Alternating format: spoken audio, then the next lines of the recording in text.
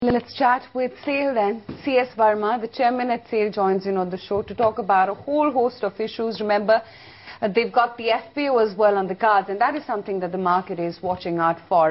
Mr. Verma, appreciate you taking the time out and joining us on the show. First, if you could talk about an update on the FPO that you guys are planning. The finance minister on Saturday said the government plans to divest 10 PSUs this year. Does that include SAIL?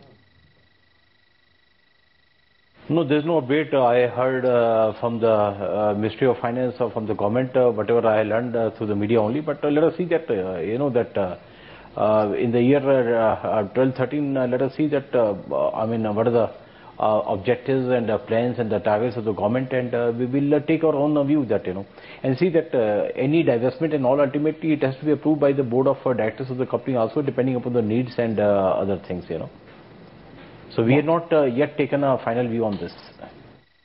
Morning, Mr. Verma. This is Nikunj Dalmia also joining in. What are your comments on budget, and what do you think budget will do to the steel sector, and especially what it could do for SAIL? No, I feel the budget is a very growth-oriented, very pragmatic budget which has been introduced by the Honorable Finance Minister. If you see the fiscal deficit, he has tried to continue to 5.1%. With a growth target of more than 7.5%. If you see the tax-free bonds allocation, he has increased it to about 60,000 crore.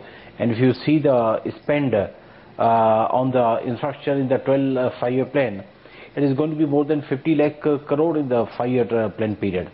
I have never seen such a big spend ever been planned since the independence of India. So I think with all this growth planned investment in the infrastructure, this will result into a lot of growth in the steel demand also, because to achieve 1% growth in GDP, there has to be a growth in steel demand of more than 1%. The demand elasticity of steel is 1.1 to 1.2. So this will result into a lot of demand growth in demand of steel also, which is very good for the steel industry as a whole and for our company in particular. So, Mr. Verma, what in your view will be the impact of steel import duty hike on the sector overall? No, it has not been increased. It has been decreased to, that import duty has been increased from 5% to 7.5%, meaning thereby the import of HR coil or HR carbon steel will be more costlier. It will be more costlier by about 1,000 to 1,500 rupees per ton, depending upon the grade which you are importing. Meaning thereby there will be more demand for the indigenously produced steel. So it is good for the industry, steel industry as a whole in India, and for our company in particular, because of the total product portfolio, 60% constitute the flat products, on which the custom duty has been increased from 5% to 7.5%. Mr. Verma, most of the steel companies have increased steel prices by about 1,000 to 1,200 rupees per ton in the month of March. Has SAIL also increased prices? No, we have not hiked any price. We have not done any price increase. We don't do generally price increase midstream. We'll make a review end of the month, beginning of 1st April for the next month.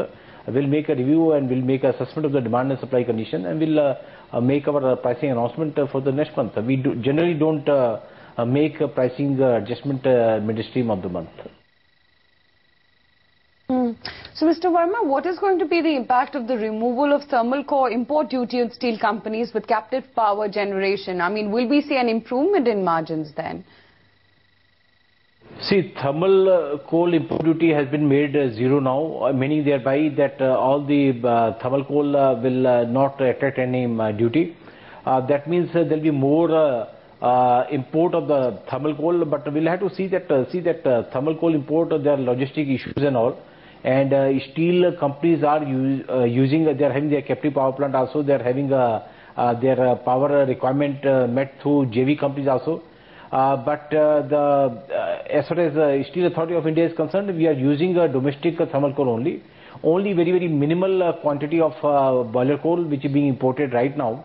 But in view of the price consideration, we'll make our own assessment to see whether imported thermal coal becomes more cheaper compared to the domestic thermal coal.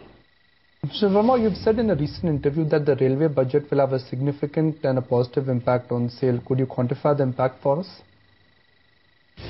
See that in in the 12th 5-year plan in railways, the total expenditure, total investment in the railways is going to be about 7,35,000 crore. Now see that again it is unprecedented. I had never seen in one 5-year plan period so much of investment being made by railways, and then they are going to make railways is going to spend about 64,000 crore on the modernization of the track. So such a massive spend by the railways on the various railway related services activities will naturally boost up the demand for the railway track, and we are the sole supplier of railway track to the railways. We are also coming out with a ultra modern universal rail mill in our Bhilai steel plant. Roughly we are supplying right now 1 million ton of railway track to railways. Up till now, cumulatively we have supplied about 17 million ton of railway track to railways. If you see it in a length proportion, it is roughly about 5 lakh kilometer of length of railway track we have supplied to railways, which can encircle 9 times the entire globe. So with this lot of expenditure being made by railways on the infrastructure, with the modernization of the track, more demand for the railway track will go up, and we are fully equipped to meet this more demand, because we are coming out with a universal rail facility in our Bhilai steel plant, which can supply rail, which can produce rail of a length of 520 meter, and we will be fully equipped to supply such long length rails to Indian Railways to meet their requirements. So Mr. Verma, tell us about the 13 new iron ore mining leases that have been granted to SAIL. See that we are today having iron ore leases which number in 26, and if you see the reserves, roughly reserves are about 3.5 billion ton. Our annual production of iron ore from the leases is about 21-22 million ton. Because this iron ore is not a profit center for us, it is a cost center. We cannot sell iron ore in the market as per the condition put up by the government while giving us a lease. So iron ore can be used by us only for the captive steel making.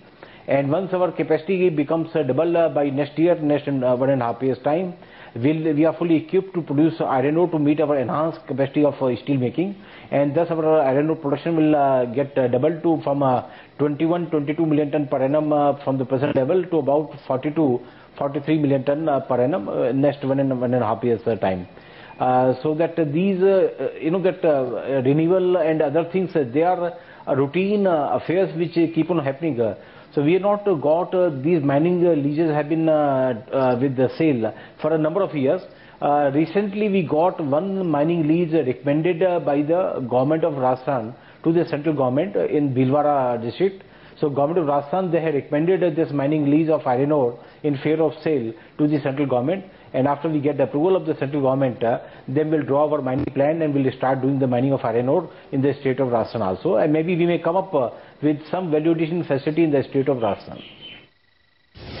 Mr. Verma, now that coal prices have corrected by about 13% in this calendar year, in coming quarters, should we expect SAIL to report a strong expansion in the operating profit margins? See, yes, there have been an increase in the railway freight, and partially the increase in the railway freight has to be passed on to the ultimate consumers and the customers, but partially we'll have to, bear it also. We will, there's a part of the normal increase. Railways have been increasing off and on, some increase in the railway freight. So nothing very in particular, but yes, there have been increase in the railway freight which will partially increase the prices of the ultimate steel products also.